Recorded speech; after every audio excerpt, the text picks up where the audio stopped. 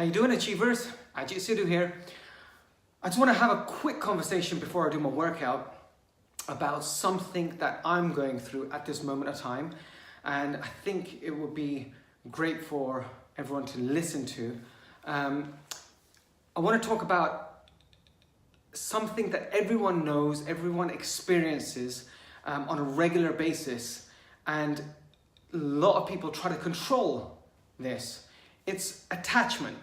How every single person is attached to something. And there's two types of attachment. One attachment, and this is the one that I want to talk about today, is the attachment to physical attachment to material possessions.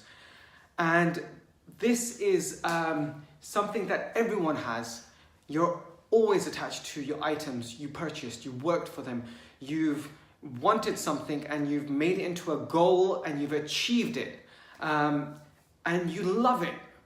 Children, they don't feel like sharing it, even though parents say, you gotta share, you gotta share. No, they don't need to share because they are enjoying that item. Yes, they should learn how to share, but at that moment they're enjoying it. And when it's forced upon the children, then they feel upset, just like how we would be if we had something that we would have to share with your neighbor. For instance, your iPad, about £500, you've got it, and someone says, you're using it, and someone says, oh, share it with your neighbor. Then all of a sudden you start feeling upset because you're saying, oh, well, I'm using it. So the attachment exists in every single person. And with attachment, everyone tries to control this attachment. And maybe some people aren't even aware about controlling the attachment to material possessions. And this is something that occurred in my life previously when I really wanted, when I was younger, an MR2. Toyota MR2 was one of my dream cars. I had written it down. I worked really hard for it. I wanted it. I used to tell everyone about it.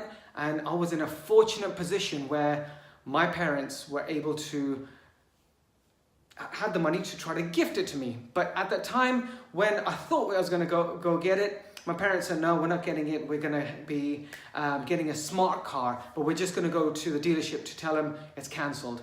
I was upset, and because I thought I was going to get the car, and I was attached to the car, and then I let go of it. And I said, yep, that's fine. I'll take the smart car. But as we drove up, we went around the back, the garage doors opened, and there was my silver MR2, and my mum and dad said, this is yours, son. And it was such a beautiful gift that my parents gave me, and I instantly became attached to that car. This car was my dream car before, and now it was something else, something that I never want to give up. And I loved that car, I drove that car, and I had it for years. And then one year, this was recently, but it was a few years back, I was going to go see my teacher, the person that I've been listening to, Wayne Dyer, a spiritual teacher, and he was coming down to London. I was so excited. I bought the tickets for the event in London, and then 1 month before his event, he unfortunately passed away. And I was devastated. But then what I said to myself is I was going to dedicate a whole year to him. Listen to his material, read his books, semi-full immersion. Full immersion is when you're there fully. Like when I was in Business Mastery recently, it was one whole week from 9 o'clock in the morning till 1 o'clock in the morning, and it was like one break, full immersion for 7 days. That is full immersion. Semi-full is when you wake up, you listen to it in the car, you read the books, but you're having breaks. And I did that for Wayne Dyer, and during the process, he told a story. He told a story about how he had a house in Florida, and he was writing, and he had all his books there. And he told his secretary that just give it away. He didn't want to be attached to these material possessions anymore. So he gave the keys, he walked out, the secretary sold everything. He had nothing. And at that point, when I heard this story, I said to myself, if he could do that, then I must do that if I'm fully dedicating a year to him. And at that point, I made that decision. I gave my car away. I gave my clothes away. I gave my phone away. I gave all my items away. I put the clothes that I need to wear on a regular basis in a box. And I have that box still to this day.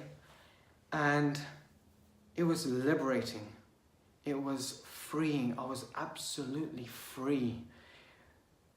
When you give up all your items and you're not attached to anything, you feel so much freer. And I was telling this story to my son, and my son said, oh, is it like when every single item you have is like a big string that you're attached to, and you're dragging it along as you're walking, it's dragging behind you, and the more things you attach, the more strings you have to put on and keep dragging behind you. And when you want to get rid of it, you cut it, and all of a sudden you can go faster and you can run faster. And I said to my son, exactly. I was so proud of my son when he actually said that, because he's the one who came up with that concept. And at that time, it felt so free. But in the world that we live in, more attachments come. The thing that I realized, and the thing that Wayne Dyer had actually mentioned, is when you cut up everything and you walk free, more things come. More things start coming in. And at that point, every single time a new thing comes, you have to be a guardian of your mind and make sure that we don't get attached to it. And that is a decision that we always have to make. And at this moment of time, I'm in that feeling of attachment of an item that I know that I'll have to let go. And I just want to share that with myself and share it with everyone, that it is the physical world, but please don't think that having attachment to material possessions is a bad thing. It's coined as a bad thing. People say it's a bad thing, but it's not. It's not a bad thing at all. Because if we weren't attached to the physical items, we would not progress. We would not achieve. What would be the point of doing something? It motivates us. Having a goal of achieving something, having a goal, setting a goal, saying I'm going to get an iPad after I do this, motivates you. It motivates you it pushes you forward to actually go get the item. And we use it in a way that benefits us. But never should we be attached to an item. Never should we get an item to show off to people, to put people down. My really good friend, I won't mention his name because I haven't got his permission, but one of my amazing friends is very close to me. He bought a very powerful machine, a very powerful car. And when I spoke to him, he told me he bought the car for himself, not to show to anyone, for himself. When he sits in the car, he gets a feeling of success. He gets a feeling of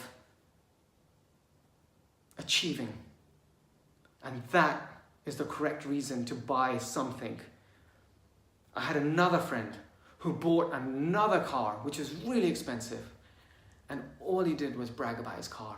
He bragged about his car. Look at my car, look at this, look at that, look at this. And yes, he was proud of it. But the truth is, people were talking about him behind his back. And that's where you have to realize where attachment is a bad thing or attachment is a good thing. And that is a challenge that everyone has to go through. The second attachment, which is the most powerful attachment, and if anybody knows about this attachment and can control this attachment, can achieve anything. And it's the most powerful attachment that we don't even know exists. And that I will do tomorrow, because I have to do my workout. I've got a leaders meeting to get to, and I'm going to speak to you all tomorrow about that thing. And if I forget, I do apologize. However, I will speak to you about the most powerful attachment that we don't even know exists. And that's going to be tomorrow. See you later. Bye.